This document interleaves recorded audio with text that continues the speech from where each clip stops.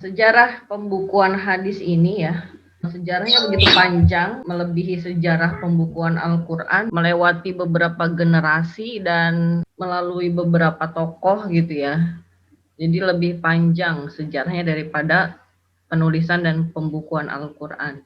Kita membahas dari awal ya, bagaimana hadis itu ditulis pada masa Nabi.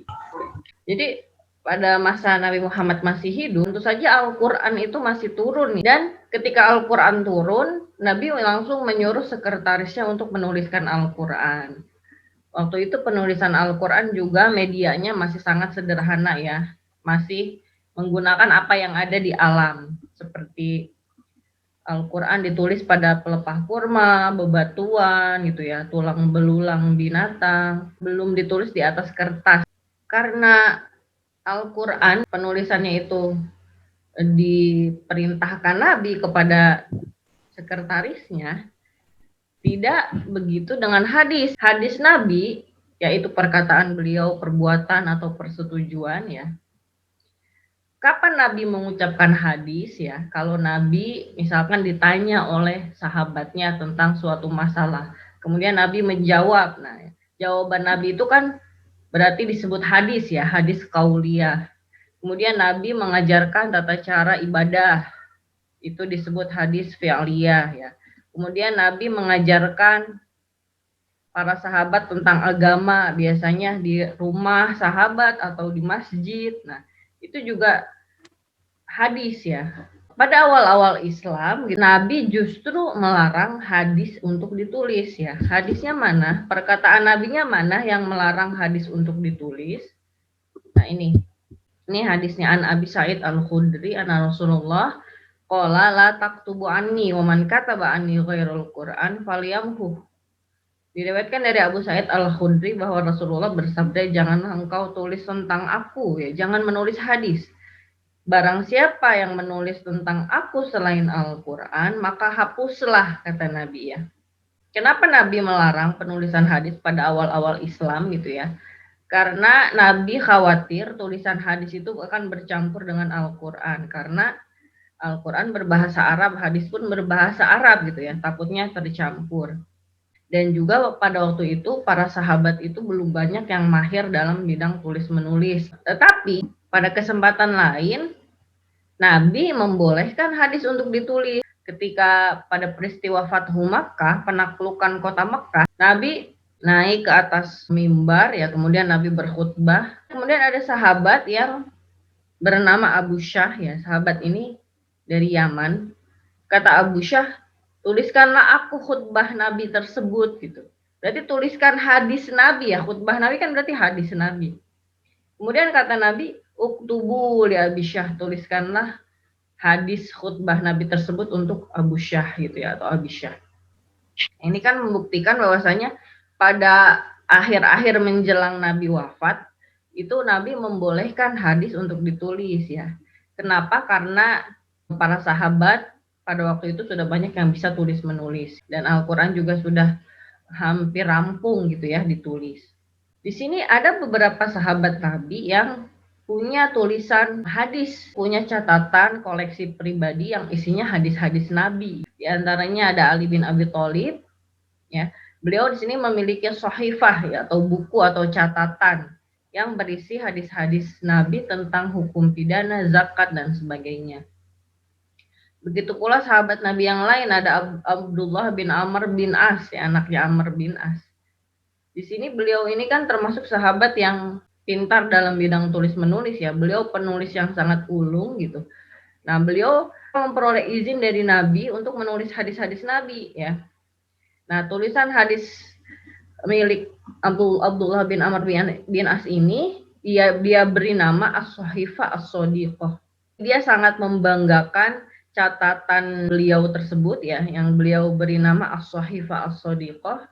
Beliau berkata bahwasanya tidak ada yang aku senangi gitu di dunia ini kecuali dua gitu ya. Al-Wajid gitu ya. Al-Wahad. Al-Wahad ini tanah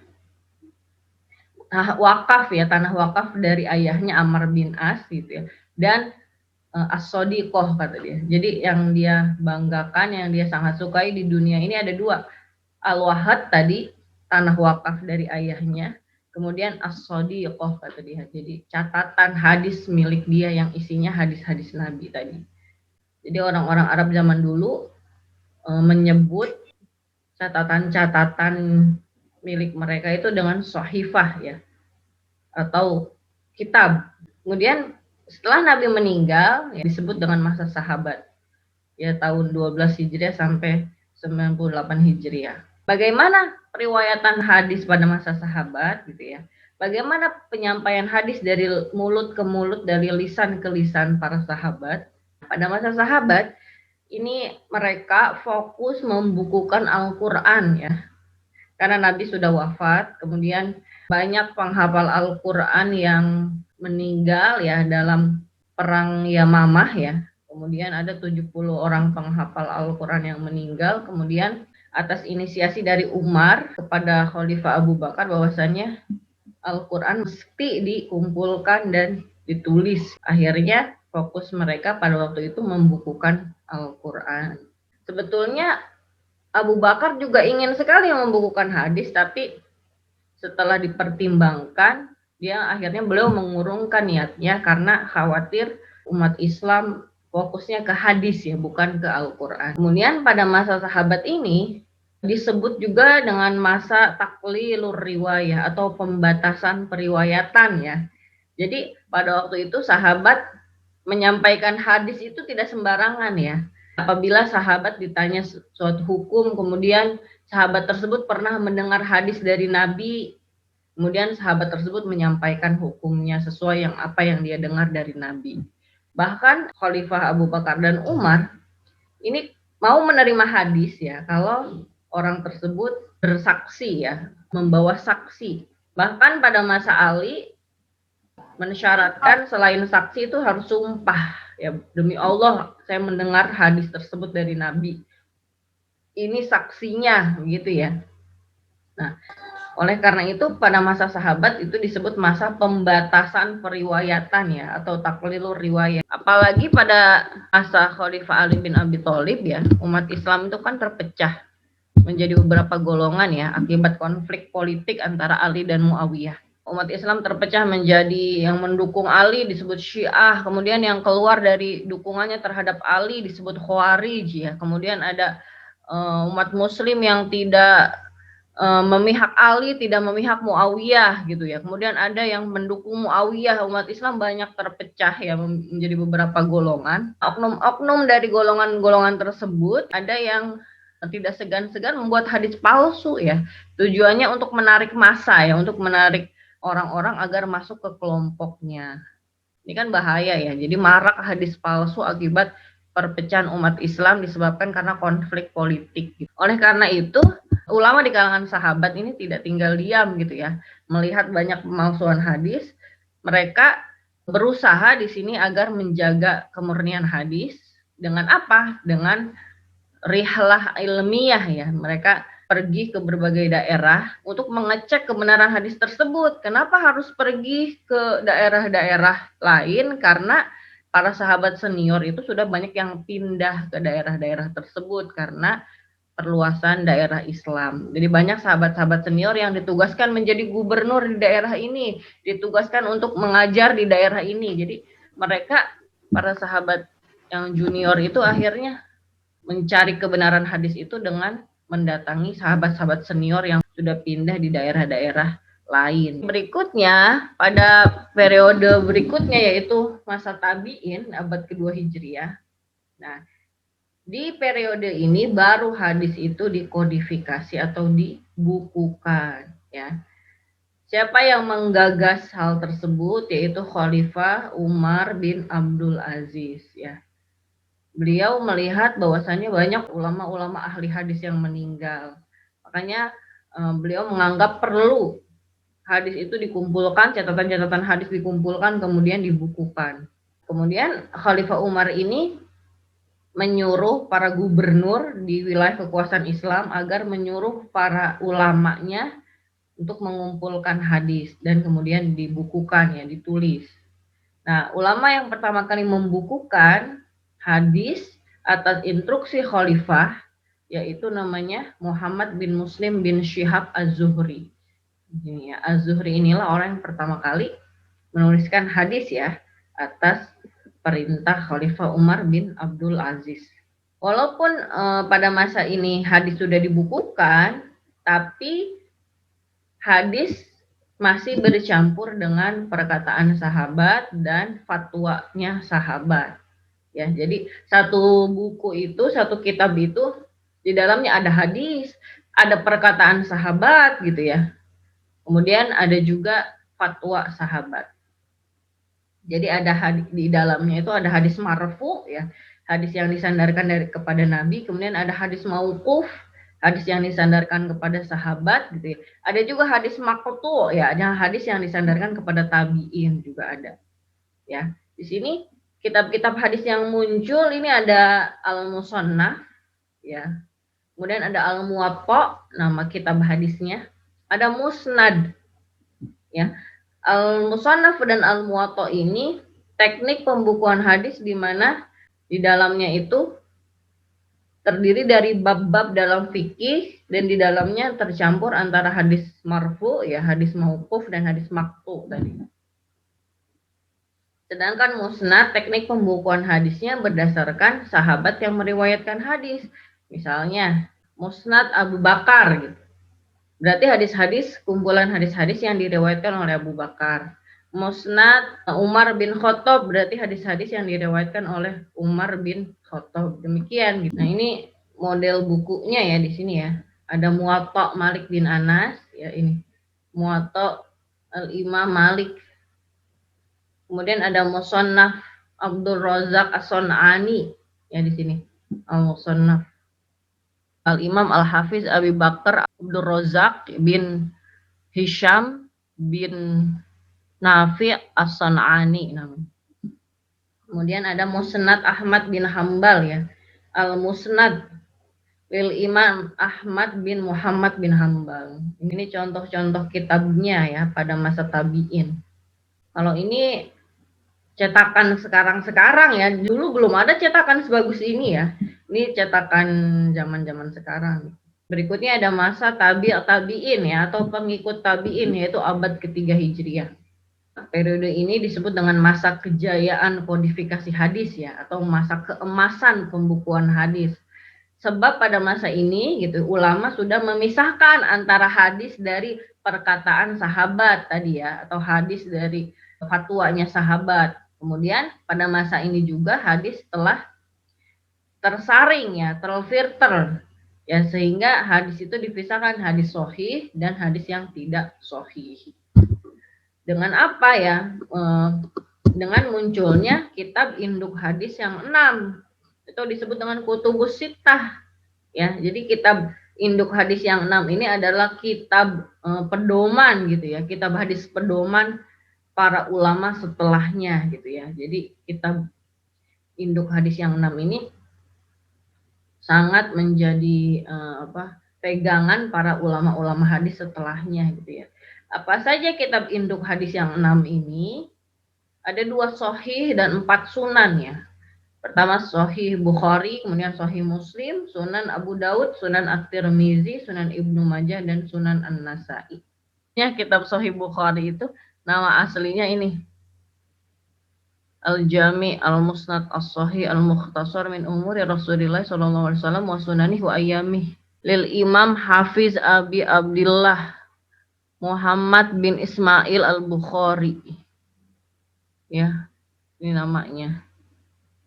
Kemudian juga ada Sahih Muslim ya lil Imam Abil Husain Muslim bin Hajjaj Al-Qushairi An-Nisaburi namanya ya. Kemudian ada Sunan Abi Daud. Selanjutnya Sunan At-Tirmizi ya. Namanya lil Imam Al-Hafiz Abi Isa Muhammad bin Isa. Kemudian ada Sunan Ibnu Majah Al-Hafiz Abi Abdillah Muhammad bin Yazid Al-Qazwini ya namanya. Kemudian ada Sunan An-Nasa'i lil Imam Al-Hafiz Abi Abdurrahman Ahmad bin Syu'aib bin Ali Al-Kharasani An-Nasa'i itu namanya ya. panjang ya. Oke, ini ya kitab-kitab induk hadis yang 6. Ini ada DKI ya. Ini bukan Jakarta ya DKI ini, tapi Darul Kutub Ilmiah ya, di percetakan Beirut, Lebanon. Yang berikutnya, yang setelah tabi'in ya, pembukuan hadis pada abad ke-4 sampai ke-6 Hijriah, ya disebut dengan masa penertiban pembukuan hadis, di mana teknik pembukuan hadisnya sistematik lagi ya, lebih teratur lagi dibandingkan masa-masa sebelumnya. Kitab-kitab hadis yang muncul pada masa ini adalah Mu'jam ya. Mu'jam ini ibarat seperti ensiklopedia gitu ya. Jadi kitab hadisnya berdasarkan huruf abjad gitu ya. Alif, ba, ta, seperti kamus gitu. Kemudian ada kitab Mustadrak ya. Susulan hadis-hadis sahih ya yang tidak terdapat dalam Sahih Bukhari atau Sahih Muslim. Kemudian Al-Jam'u, gabungan beberapa kitab hadis. Kemudian ada ikhtisar, rangkuman hadis-hadis gitu ya, dan syarah, ulasan atau penjelasan dari hadis-hadis. Berikutnya abad ke-7 dan 6 sampai ke-12 Hijriah. Perkembangan hadisnya menyusun kembali hadis-hadis terdahulu secara lebih sistematik lagi ya, agar umat Islam mudah mempelajarinya. Yang diantaranya pada masa ini muncul kitab hadis Al-Mawdu'at ya, kumpulan hadis-hadis do'if. Kemudian Al-Ahkam, kumpulan hadis-hadis yang berisi tentang hukum-hukum ya, seperti Bulughul Maram itu tentang hukum-hukum. Kemudian ada Al-Atraf ya. Abad selanjutnya sampai sekarang tidak ada lagi kegiatan yang berarti dari para ulama dalam bidang hadis ya, kecuali hanya membaca, memahami, mentakhrij, dan memberikan syarah hadis-hadis yang sudah terhimpun sebelumnya. Nah ini ya, ini sejarah pembukuan hadis. Al-Musnad lil Imam Ahmad bin Muhammad bin Hambal, lahir 164 Hijriah, meninggalnya 241 Hijriah. Ya, di sini kan dilihat nih di sini ya. Di sini juz awal ya, karena terdiri dari banyak juz gitu, banyak jilid. Ini jilid yang pertama. Ini ada Musnad Abi Bakar As-Siddiq ya, berarti hadis-hadis, kumpulan hadis-hadis yang diriwayatkan oleh Abu Bakar. Kemudian Musnad Umar bin Khattab, hadis-hadis yang diriwayatkan oleh Umar bin Khattab. Kemudian Musnad Utsman bin Affan, berarti hadis-hadis yang diriwayatkan oleh sahabat Utsman bin Affan. Kita klik ya, Musnad Abi Bakar. Nah, sini bismillahirrahmanirrahim, Musnad Abi Bakar As-Siddiq radhiyallahu anhu. Nah, ini hadisnya. Ya, akhbarona Syekh Abdul Qasim Hibatullah bin Muhammad bin Abdul Wahid, ya itu ya. Nah, terus.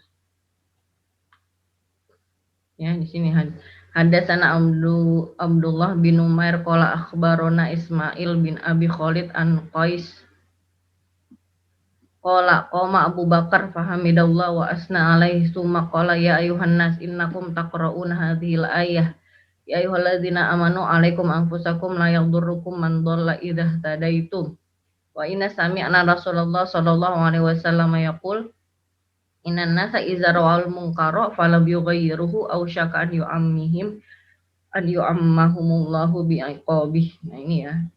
Kemudian ini hadis kedua, terus semuanya hadis-hadis yang diriwayatkan oleh Abu Bakar. Kemudian yang Umar juga demikian ya. Yang Utsman juga demikian. Sunan At-Tirmizi. Nah, kalau Sunan ini kan teknik pembukuan hadisnya berdasarkan bab-bab atau tema-tema dalam fikih ya. Seperti di sini nih. Kita lihat ininya ya, daftar isinya ya di sini ya. Ada kitabut toharoh gitu ya. Temanya tentang toharoh, kitab mawaqit sholat, tentang waktu-waktu sholat, kitabul witir, tema tentang witir, kitabul jumu'ah, kitabul zakat, kitabul shaum, kitabul hajj, kitabul janaiz, kitabul nikah ya. Kita buka ya kitabul shaum coba.